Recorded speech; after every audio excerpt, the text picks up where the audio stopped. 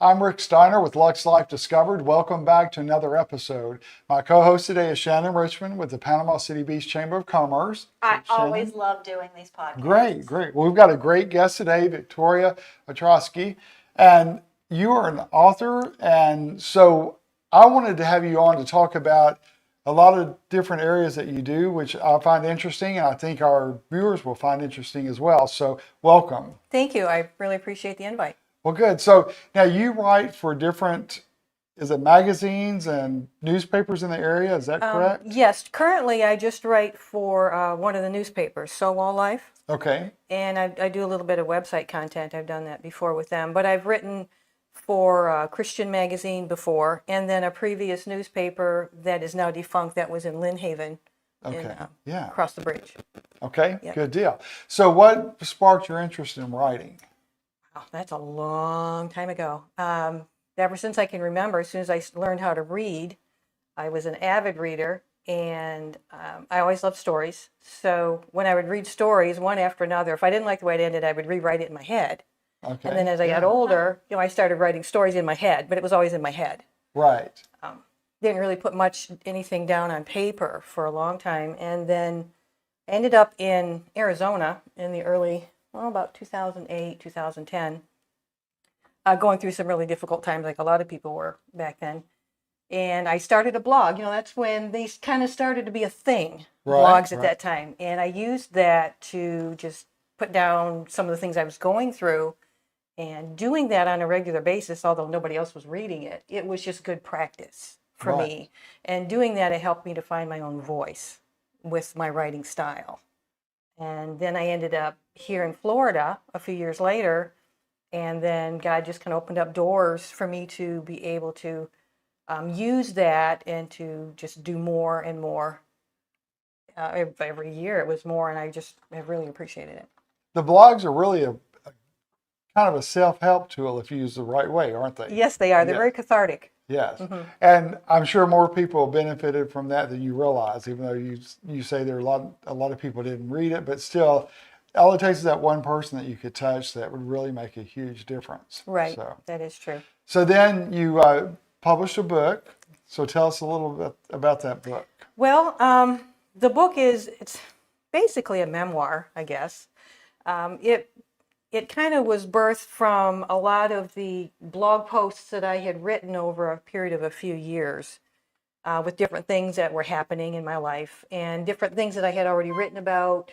Like I would do human interest stories for the newspaper, and I would do interviews with people for the magazine that I was writing for. So I kind of, you start thinking about a lot of different things, and I started putting a lot of blog posts together, and I save everything on my computer. So I got to a point where I really felt that God was just wanting me to put them together in a book. But I didn't know where to go with it or exactly what, because I'd written about a lot of things. I need a book. Yeah. Take my information. Yeah. And what's really funny is that I had a friend that was staying with me for a little bit of time. She was between apartments, and she was a painter. And I commissioned a painting with her to kind of help her out, and I liked her work anyway. So she said, well, what kind of painting do you want? I said, well, I would like one where a beach scene with, the chair on the beach, that scene where somebody was not sitting in the chair, but the chair was there for someone to sit in to look at the water. And she said, okay. So she painted this picture and showed it to me, and you got the water and the birds in the sky, and then you've got the chair sitting there in the sun. And then on the ground next to the chair was a book. Upside down. It was open upside down, and she said, look, I painted your book. I was like, God said, see, now you got to write it. Oh, it's painted. So, yeah. So that was kind of the last little nudge that that's I needed neat. to. Yeah. And what's the name of the book?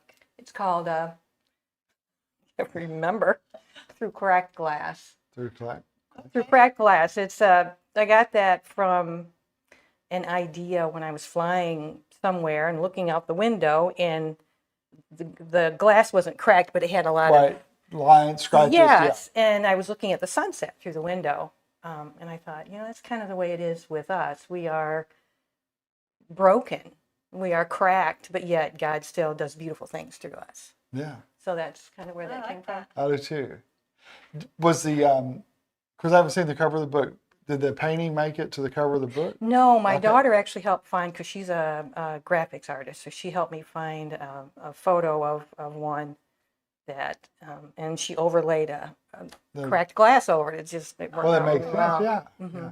So, and you tell me that you self-published a book, right? Yes, yep, So- I did. For anybody interested in maybe doing that, what was your experience with doing it like that, and what were some of the pitfalls and Sure. that type thing? I know a fair amount of people will do self-publishing where they will do their own formatting and upload it to like Amazon. I think it's, or Kindle, KDP or something. Okay. I wasn't comfortable enough with, I didn't know how to do all that formatting to make it look right. Because if you've seen some self-published books, if the person did their own formatting and they didn't really understand formatting, you can tell. And I didn't want it to look like that. Right. And I knew I didn't have the skill for that. So I did some research and I found a company where they do some of the work for you for a fee. And it was fairly pricey, but at the time I felt it was worth it because I wanted to try to put out You wanted A that book. professional first look. exactly. Right. And I thought, well, if I write another one, I'll figure out the formatting on my own for the next one. Yeah. Well, that's a big task to undertake, to write a book, Absolutely. and then the formatting. Because the formatting, I would not even thought about at this point.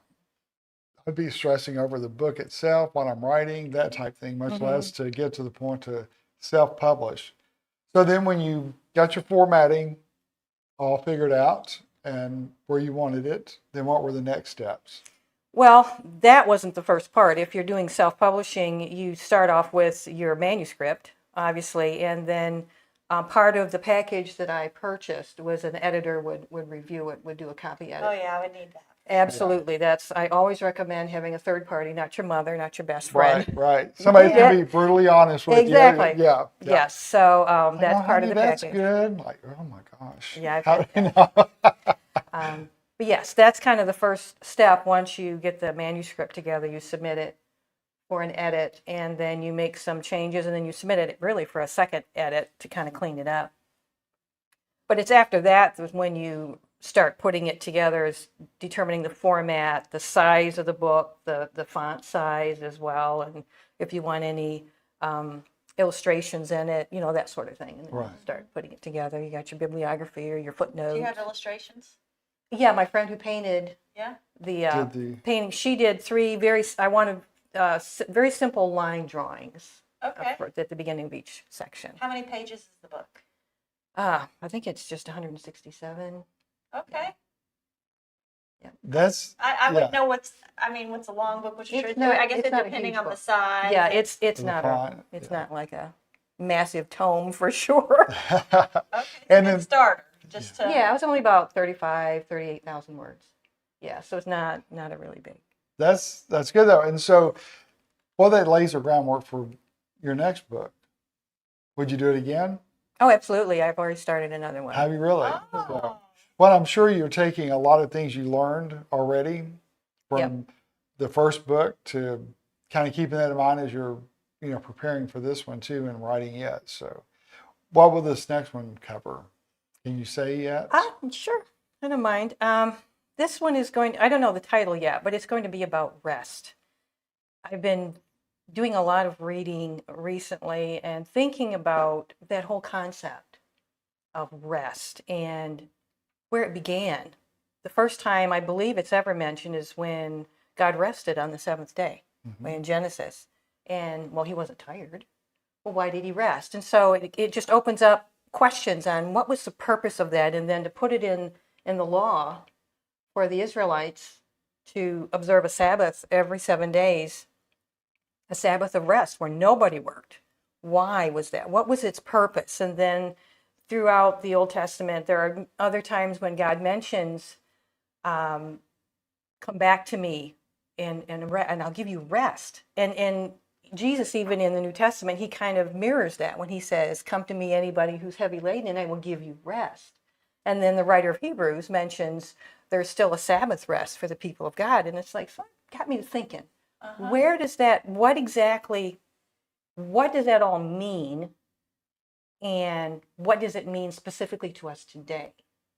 How does God's rest for us today help further his kingdom? Because that's the purpose of it. It's not just to give us rest, which is good. Yeah. But I think when we're at rest, it helps us we can be more effective more easily because we are at a point where we're able to listen. Right. better. We're grounded. We're still. Yeah. Yeah. And we get so involved in so many things that just what the world throws at you, period. But then with our own, Our only daily passion, grind. yeah, and things that we want to pursue. Exactly. So you have to have that. It's like why people have to get away sometime. It's like they need Vacation. that. Yeah. They need that time to recharge, to refocus, regroup. So, Yep. so your first book, Through Cracked Glass. Tell us a little about that book. Like what? Like what? Is there something that you tried to get to, or is there something you tried to make us think about? What is the purpose of that book? What is it for us to learn Sure. or to know about? Appreciate the question.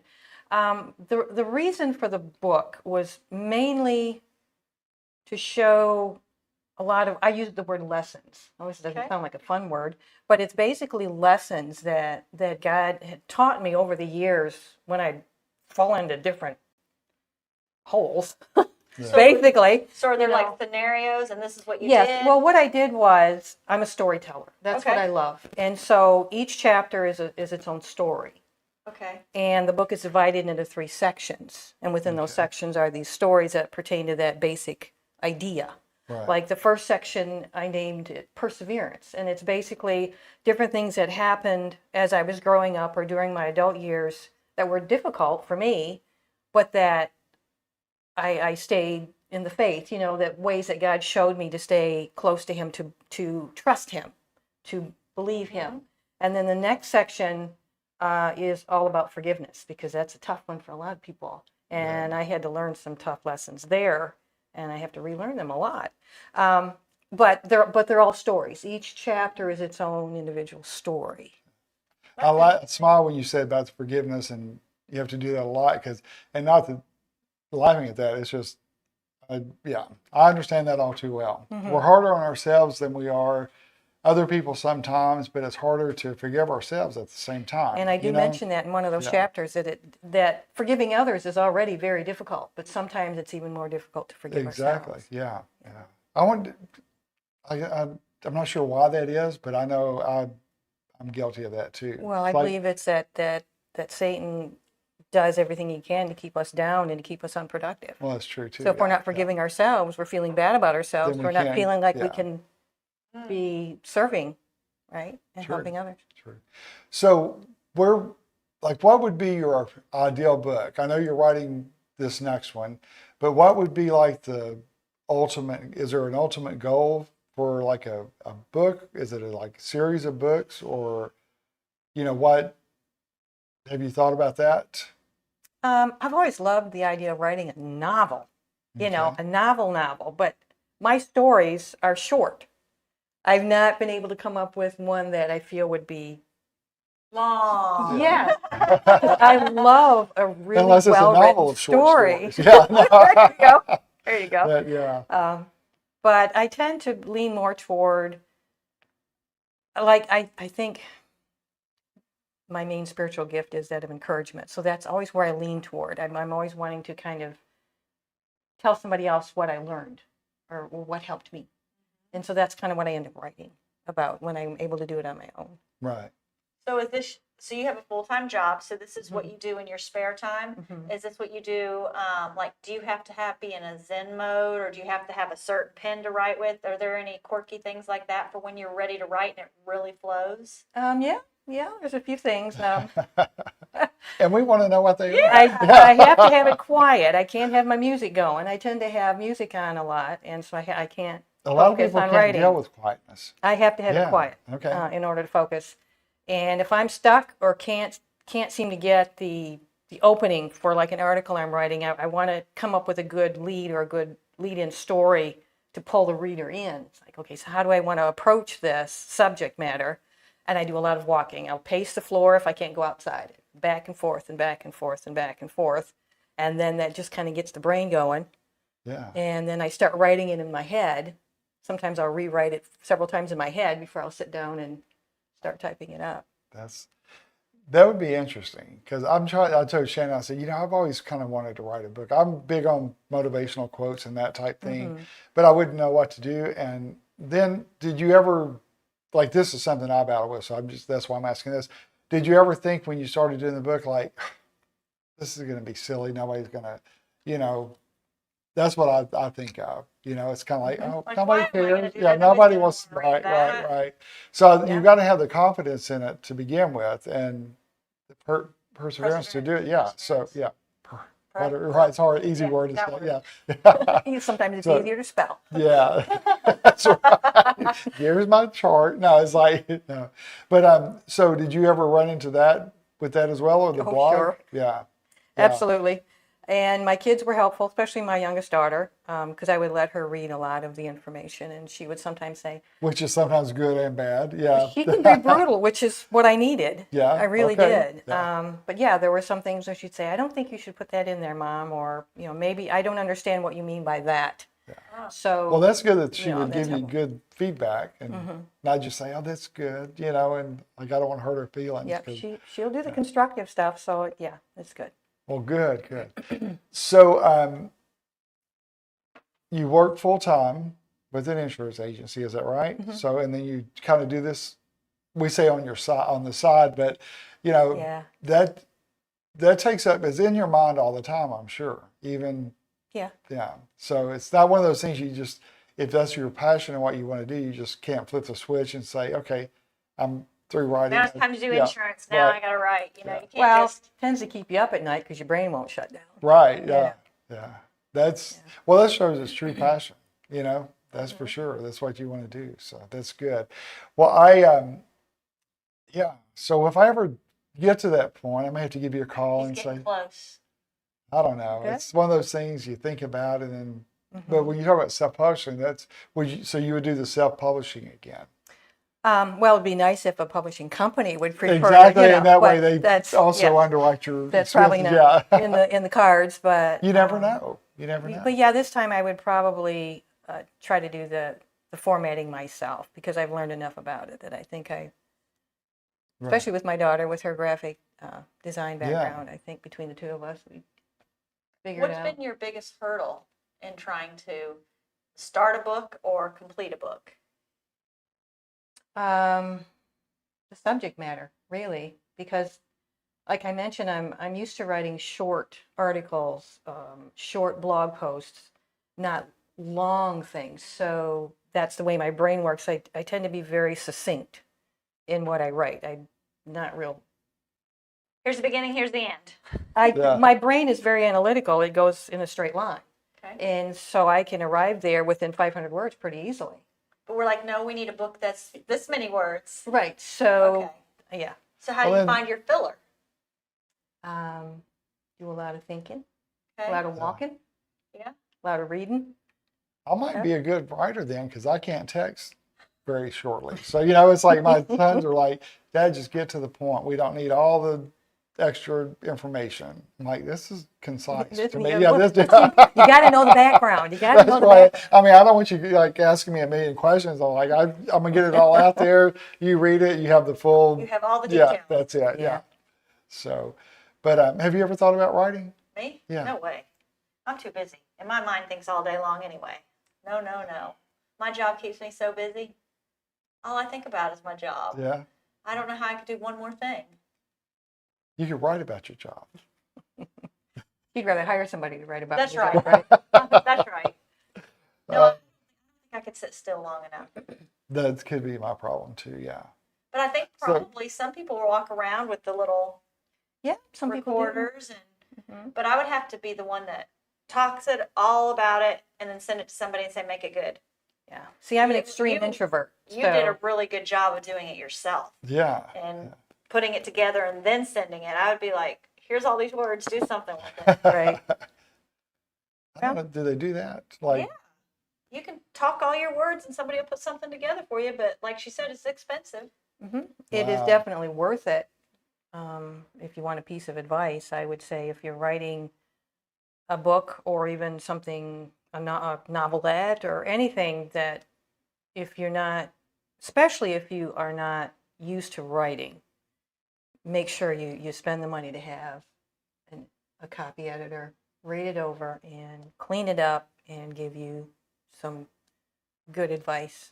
Because your purpose in writing it is for people to want to read it and enjoy it. Right. Right. And if they can't follow what you're saying, I mean, you might know what you're saying, but Right, I and might that's not know reading it. Yeah. that's yeah. true. And I've But- run into that before too, where it's easy for me to know what I'm talking about and my background, all the background is, but then somebody, if they don't know the background, sometimes it's like it makes no sense. What about that new app or whatever it is that you can tell it to, hey, tell me a story about Port St. Joe, include this, include that, and then they write a little story for you. Have you heard of that? No, Yes, you have.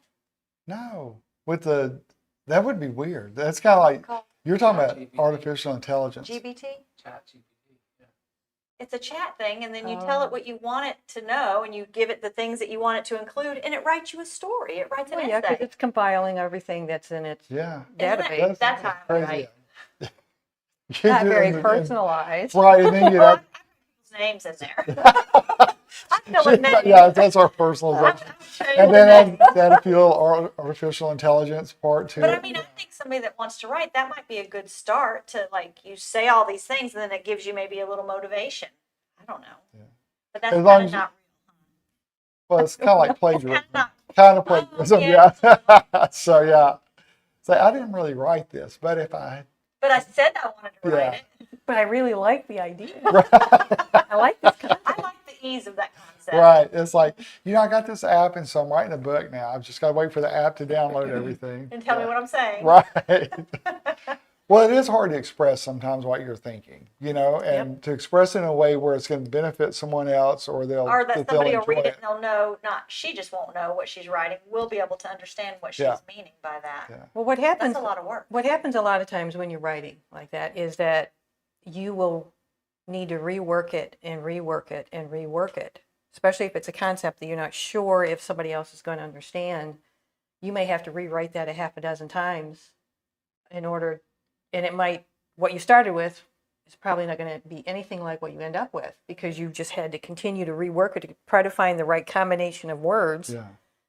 so that people will understand what it is you're trying to convey. Did you run into that at all when you're doing your book, the first book? Did you go back and look at something and think, oh, this is so far not different than what you want, but the style of it, maybe the context was different. You than mean what, while I was writing it? Yeah, like did you start with a thought, and then by the time you came back and finished that thought, you're like, this went a little different than I thought it would go. Oh, that happens all the time. Yeah. Yeah, yes, it does. I think sometimes, especially if you're writing something that is supposed to hoping to encourage somebody, that you have an idea of where you want to go with it, and then you start writing it, and it's like all of a sudden your fingers are typing words that you hadn't realized were going to be That's coming out of your interesting. brain. Yeah. And it's kind of cool when that happens. It's very cool, actually. Well, that's when that creative part coming into play. Yeah. So how do you know, like when you said you rework it and rewrite it, how do you know when that's it? I'm going to send it now. You have to get to a point where, was it Seth Godin that said you have to ship it? You just have to ship it. You have to get to a point where you know it's never going to be 100% perfect. That would be. And it's like, this has got to be good enough. Because I think it would be sitting on my counter for a very, very, Yeah, very like long I think time. I add. Well, I had a time frame that I gave myself for that. You. And That's a good suggestion. Yeah. yes, and then sure. when you're writing, obviously for a publication, You have time. you've got a hard deadlines. time frame. Yes. So you're used to time frames in that regard, so that helped. Yeah. So what's the name of your book and how do we find it? Well, it's called Through Cracked Glass, but it's not. I didn't renew the contract after a couple of years, so Okay. it's not one that you can. Can we get the book? Yeah, I've got copies. I actually brought one. Ah, Good. okay. I want to, definitely read that and follow up on it for sure. So, so what's your time frame from the second book? Time frame? I would like to have the initial manuscript, ready within 3 months. Oh, really? If Okay. I apply myself. Yeah. Well, and that's one of those, like the writer's block and the whole motivation that, and the inspiration, I guess that, I'm sure that plays a role in it. And Yeah. then, of course, with everything going on in life, whatever, Gets thrown your way. yeah, yeah, Well, a lot of reading and research is what helps to loosen any kind of block that you have. right. Because you're filling your mind with the information, and then your brain kind of processes it while you're doing other things for a while, and then you can sit down And put it all in right? your words and your time frame. yeah. That's good. The first, like, I've just begun this book, and my initial writing is rough, and it's awful, and it's not going to stay that way. But I know that I have to put down something. Get to start. Right, you You kind of have to crude start. beginning, but then you Right, and that's what a polish lot of it. people struggle with, is they think that when they start writing that it's got to be good at the beginning, and it might be, but most of the time it's not, especially if it's a subject that is fairly new to you. Your initial thoughts that you're putting down are probably going to be disjointed. The voice that you're using is probably not going to be the same the way you end it. Like I told you, I love telling stories. That's what I prefer to do. But what I've started on this book, it's not beginning as a story form. It's beginning more as informational, which I'm probably going to end up turning into a story. Right. But I have to start But as you somewhere. learn more with your research, that plays a big Yeah. factor as well. So, well, good. Well, we look forward to, you don't know the title yet, but we look forward to your second book and finding out more about that. And I can't believe our time this has been the quickest podcast today. It seems like they go All by of them just went quick. Yeah, yeah. That's 'cause we're And like- I know, because we're interested and we're We're like, long, that was yeah. interesting. Tell us more. So, but thank you for taking the time to come over today and be appreciate with it. us.